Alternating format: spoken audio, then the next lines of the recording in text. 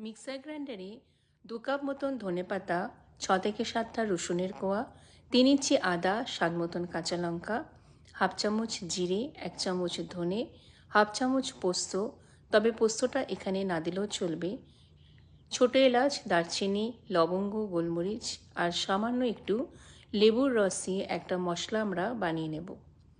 চিংড়ি মাছকে ভালো করে ধুয়ে পরিষ্কার করে লেবুর রস, হলুদ গুঁড়ো আর ধনেপাতার যেই পেস্টটা আমরা বানিয়েছি সেটাকে দিয়ে মাখিয়ে আমরা 15 মিনিট মতন রেখে দেব। 15 মিনিট পরে ফ্রাইং প্যানে সাদা তেল গরম করে মাঝারি আঁচে মাছগুলোকে দিয়ে দুপিঠ খুব ভালোভাবে ভেজে তুলে নিলেই তৈরি হয়ে যাবে সন্ধেবেলার এক মুখরোচক স্ন্যাক্সের রেসিপি। ধনেপাতা কিন্তু শুধু রান্নার পরে ওপর থেকে ছড়ানোর জন্যই নয়, এই ধনেপাতা দিয়ে আমরা তৈরি করতে পারি দারুণ দারুণ সব রেসিপি। সেই রকমই কিছু রেসিপি আমি এই সপ্তাহে আপনাদের করে দেখাবো।